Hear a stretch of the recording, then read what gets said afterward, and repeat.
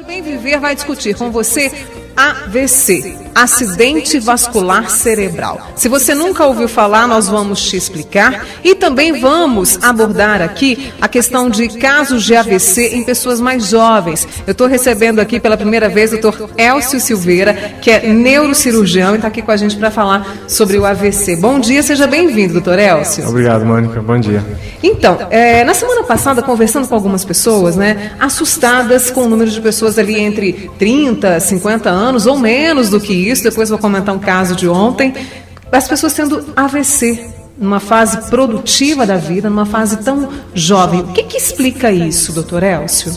Então, a gente tem, antes da gente progredir, vamos dividir os AVCs, a gente divide na prática em dois tipos: a isquemia cerebral, que é como se fosse um infarto, igual acontece um infarto no coração, acontece um infarto cerebral. Esse é o AVC isquêmico. E a parte hemorrágica, que é o extravasamento de sangue fora do vaso para dentro do tecido cerebral, Isso também é chamado de AVC, que é o derrame, Mas normalmente no leigo ele engloba o AVC ou o derrame como qualquer um dos dois seria a mesma coisa, mas do ponto de vista prático são patologias um pouco diferentes. A hemorragia seria o derrame propriamente, Mas a gente acabou chamando o derrame na linguagem leiga dos dois tipos. Entendi. Então esse causa um pouco de confusão ainda para o leigo. Então a isquemia é o infarto, é a falta de sangue que nutre o cérebro ou algum tecido nervoso. Ou a hemorragia, que é o extravasamento desse sangue. Aí o importante é o diagnóstico da diferença, e direcionar o tratamento, porque a causa da isquemia geralmente é mais direcionada a uma área e a hemorragia a outras. Os dois são graves. Os dois são graves. E podem até matar. Pode matar. Assim, vamos colocar na estatística. No Brasil, hoje, é diferente um pouco do mundo, que estatisticamente, hoje no Brasil é a principal causa de morte. Já superou a doença cardíaca e superou. Então hoje, recentemente eu não levantei, mas até pouco tempo era a primeira causa de óbito no Brasil, era o AVC. Superou a doença cardíaca. E a incidência de AVC no Brasil é em torno de 300 mil pessoas por ano e 90 mil mortes. Então, assim, comparando a cidade de Tuiutaba, por ano morre no Brasil a causa básica é o AVC. E no caso, o que assusta, e porque eu trouxe esse tema novamente aqui, é em relação a isso. Por que as pessoas mais jovens estão sofrendo AVC? Ou isso sempre foi comum, doutor Elcio? E agora, por conta dessa informação que corre, a gente sabe mais os casos, ou não tem nada a ver? Então, isso aí é uma questão que a gente tem que fazer todo dia, Então, quem faz epidemiologia, que estuda essas doenças, realmente mudou o padrão, de incidência dessas doenças. Não é o envelhecimento, porque está acontecendo mais em pessoas jovens. Exato. Então a gente não pode falar. Aí alguns tentam justificar que é a mudança do hábito de vida, mas eu realmente acho que ainda tem mais coisas além disso. Então a gente tem que estudar bem para a gente não fazer um diagnóstico errado e ficar como está. Eu acho que tem que ter mudanças. A gente vê que a incidência parece que diminui com a atividade física, com a qualidade de vida melhor. Mas deve ter mais coisas aí que a gente ainda não descobriu. E que precisa estudar até para evitar novos casos. Quando a gente fala de estilo de vida, hoje, por mais que a gente veja pessoas caminhando nos parques, academias lotadas, o estilo de vida hoje ainda é um desafio para vocês, especialistas da área de saúde, para a gente que trabalha com essa área de saúde, tentando conscientizar as pessoas. Então, o estilo de vida realmente pode estar ligado a esses casos. Pode estar ligado, mas assim, o AVC em jovem, que é o tema da nossa conversa, ainda tem mais coisas. Então, o estilo de vida não estaria muito direcionado. É claro, obesidade, Esse é um estilo. Você pode mudar esse estilo de vida de obesidade, tirar a obesidade. Pode sair dela, Pode sair dela. O tabaco é outro fator muito importante, que é um fator etiológico, está ligado ao AVC, tanto isquemia como hemorragia. O alcoolismo parece que está ligado também, mas tem mais coisas, então não é só isso, então tem mais coisas além disso que a gente precisa estudar. A dependência química, no caso de drogas assim ilícitas, elas pode levar? O uso, a cocaína, mesmo você usando a cocaína em pó, pode desencadear, que a gente vê hemorragias ou isquemias mesmo, porque ela é um vasoconstritor potente. Então, acontece de pessoas logo o uso, a overdose, e a pessoa tem um AVC. Entendeu? A gente está falando de pessoas jovens aqui, nessa faixa, né, de 20 e poucos, 30 e poucos, 40 e poucos, 50 e poucos. E ontem eu fiquei muito assustada à tarde quando li essa matéria aqui, vou compartilhar com você e também com os nossos ouvintes. O filho de uma britânica que sofreu um AVC, ele tem apenas 11 anos, ele foi encontrado caído no chão, sem se mover. Aí foi levado às pressas para o pronto-socorro, ele não sentia a parte esquerda do corpo, depois eu quero até conversar com você a respeito dos sinais, né? E tinha todos os sintomas de um acidente vascular cerebral. E aqui fala que são casos raros, a matéria, e que a cada ano 350 crianças são vítimas de AVC na Grã-Bretanha. Então, assim, é quase que 1%, né? 1%. Então, assim, se você analisar, não é tão baixa a incidência assim. O que acontece é que aí entra as duas... a gente tem que fazer uma análise individual de cada caso, né? Analisar aquele perfil. O usuário de droga, por exemplo, se injeta, faz droga injetável, o risco dele ter uma endocardite, uma lesão valvar e desenvolver uma isquemia cerebral é maior. Por quê? Porque ele está injetando, normalmente, às vezes, nem é estéreo o produto, vai injetar uma bactéria, essa bactéria aloja numa válvula cardíaca e pode dar embolia, que é a isquemia. E agora, no jovem, principalmente criança, a causa mais comum são as hemorragias, mais do que a isquemia. As hemorragias seriam malformações arteriovenosas, algumas malformações vasculares que acontecem, que desencadeiam a hemorragia. E é isso aqui, olha, acabei de ler, os médicos desse garoto descobriram que ele tinha malformação em veias na região abdominal e no cérebro. Isso, então as malformações vasculares. Exatamente, que levaram aí ao AVC. Normalmente, o que é importante é a gente procurar sinais, porque o AVC, depois que aconteceu, é difícil de reverter a lesão que aconteceu. Então, lesão neurológica, é difícil a regressão. Se ela já aconteceu, não tem como reverter. Derramar um copo de água na mesa, você não consegue recolher a água. Então, o importante é a gente saber os sinais de alerta que aconteceram antes de acontecer propriamente o AVC. E quais são esses sinais de alerta, doutor Elcio? Então, tem uns sintomas que mais comum, por exemplo, eu acho que uma criança com enxaqueca, que é dita enxaqueca, tem algum sinal de alerta. Então, essa pessoa que tem algum sinal, uma dor de cabeça, ela precisa pelo menos passar em um médico que está próximo para ele acompanhar a evolução dessa dor de cabeça, porque uma dor de cabeça pode ser muita coisa, né? Desmaios, são sintomas de alerta, uma dormência numa parte do corpo, uma fraqueza de uma determinada, na mão, na perna. Então, isso são sinais neurológicos de alerta, né? A perda súbita do olfato, né? Então, todos os sintomas, os sinais que eu percebo que muda de repente, é um alerta que eu devo procurar um médico da minha confiança e investigar. Né? Eu acho que investigar nunca é demais. É melhor pecar pelo excesso. Dormência também pode indicar? Dormência nas mãos, você falou de fraqueza, né? Mas a dormência também pode indicar? Então, a dormência a gente tem duas vias neurológicas. Uma que é a motricidade, né, que eu movimento a minha mão com a motricidade.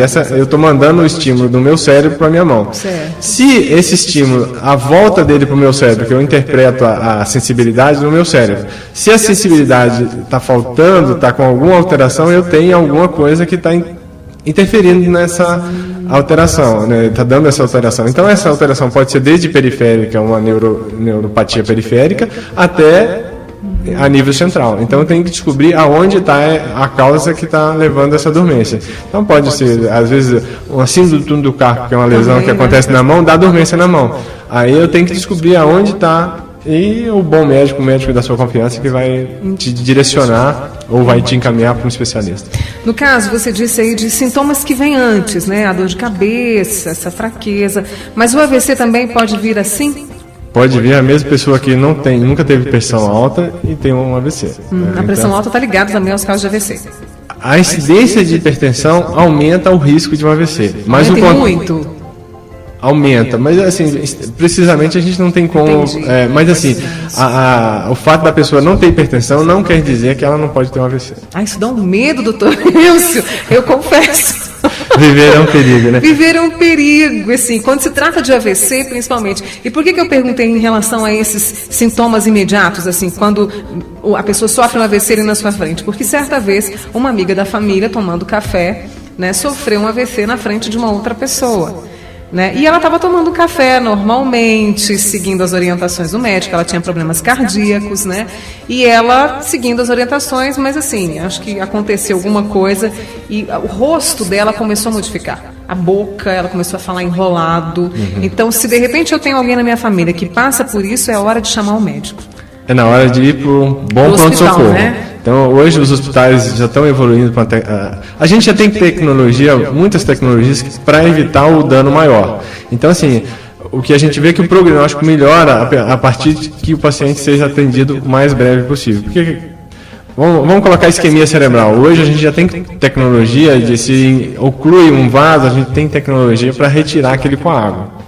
Então, isso ainda é muito novo, digamos assim, mas a gente já está trabalhando nessa área para difundir essas tecnologias. O nosso limitante, a gente tem que trabalhar com recurso financeiro, né? Então tem a limitação financeira de aplicação e o ensino médico, né? Então é uma preocupação hoje do médico saber que isso tem essa tecnologia disponível. Então é uma informação, o rádio faz parte disso, né?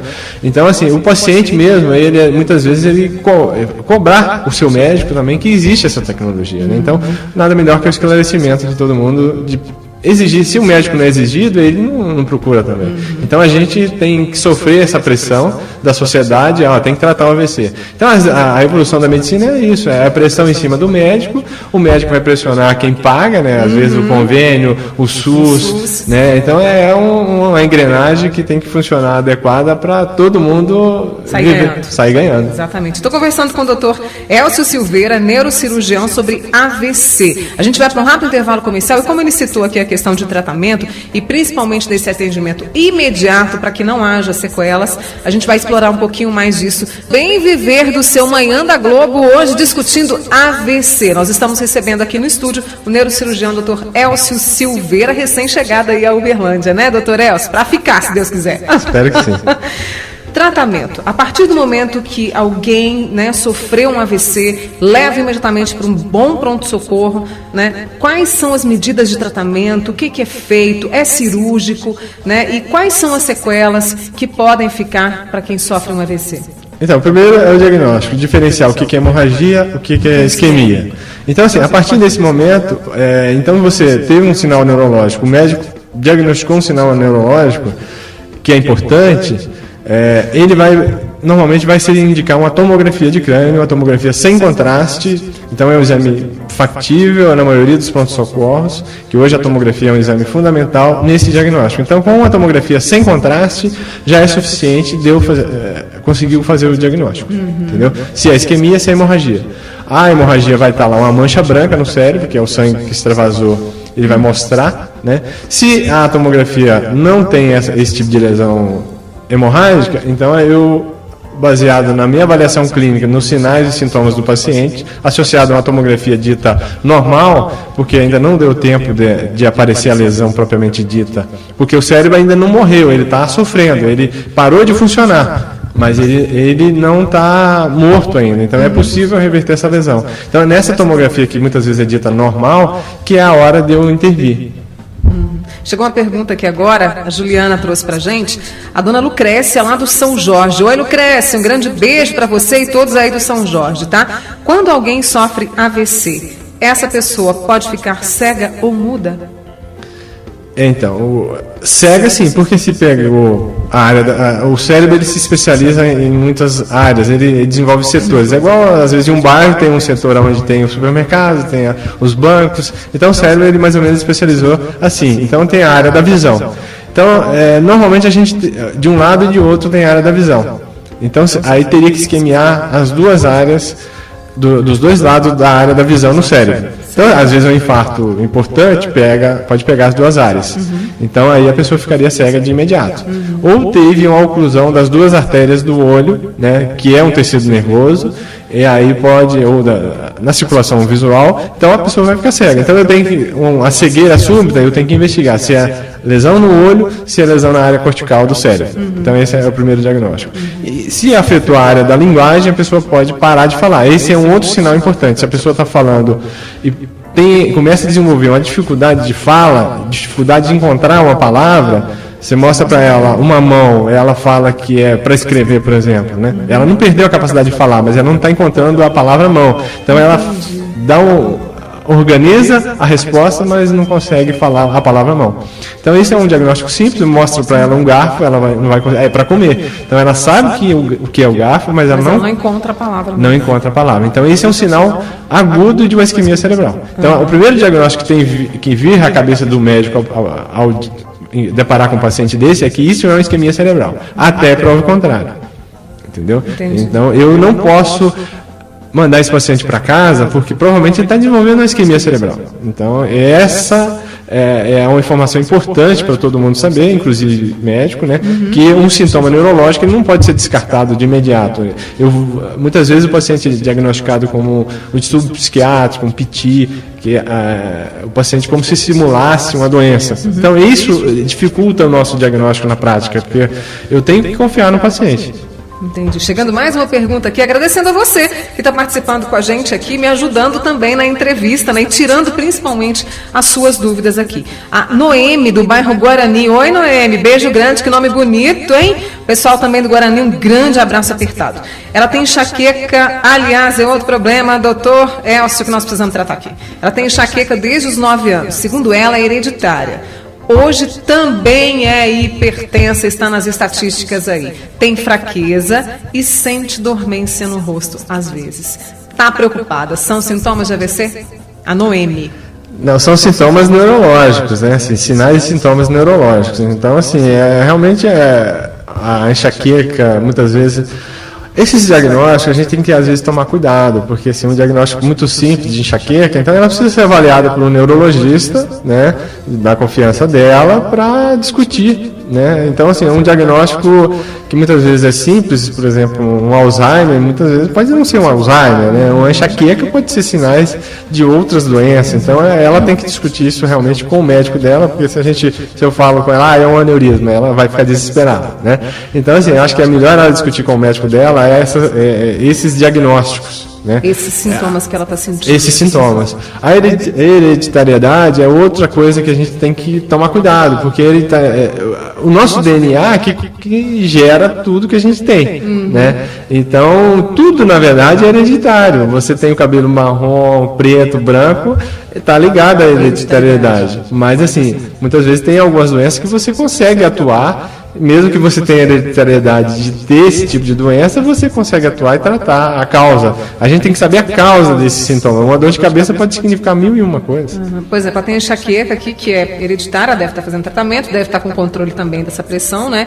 Mas é bom realmente verificar aí para, caso seja, né, ter o tratamento. Ela discutir com o médico dela, acho que fica mais tranquilo. A Fátima do Shopping Park. Oi, pessoal do Shopping Park. Oi, Fátima, obrigada por participar. Ela quer saber, talvez ela tenha chegado até agora, né? É chegado agora para ouvir a gente e não ouviu a explicação, e eu acho que é legal a gente explicar. Qual a diferença do AVC para o derrame? E qual a possibilidade de uma pessoa ter um AVC, um derrame, mais de uma vez? Obrigada, Fátima. Então, essa é uma boa pergunta, né? Voltando a esclarecer, o derrame... Tem dúvida demais, né? O derrame, ele é classificado como derrame, tanto na linguagem leiga, né? Então, eu... tento dividir isso em isquemia e hemorragia. A isquemia é a falta de sangue e a hemorragia é o extravasamento por uma ruptura de um aneurisma, por exemplo, uma malformação vascular. É a veia, né? Assim, a artéria que estoura, vamos dizer assim. Vamos colocar os dois. Né? Tá. Então, sangrou dentro do cérebro, a hemorragia é um derrame. Faltou sangue, a isquemia é um derrame. Entendeu? Então, os sinais e sintomas são os mesmos praticamente, mas tem causas diferentes. Né? A outra questão...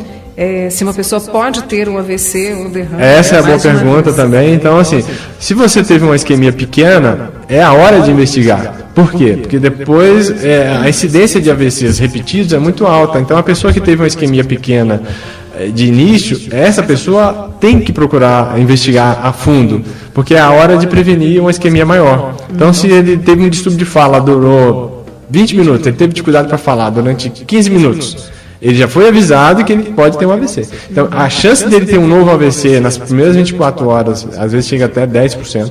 Então, se ele é tabagista, ele já tem que parar de fumar. pode usar um antiagregante e tal, ele tem que procurar o médico para descobrir a causa do distúrbio que ele sofreu.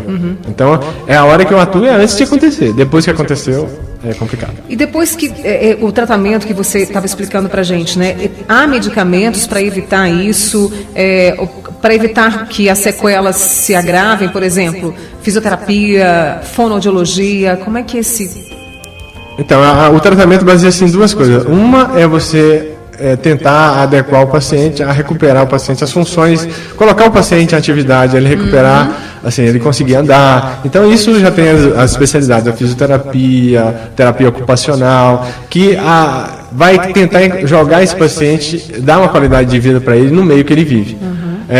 O segundo baseia-se na causa desse AVC. Então, eu tenho que, como médico, essa já muda mais para fisioterapia, né, o pós-AVC, mas como médico tem que saber a causa daquele AVC. Então, é aí que o médico entra, né? Porque antes dele sofrer mais lesões, então eu tenho que saber se ele tem uma válvula cardíaca artificial e teve um AVC, eu tenho que ver se o remédio que ele está tomando é suficiente, porque muitas vezes os medicamentos variam, só com a alimentação pode diminuir o efeito do remédio.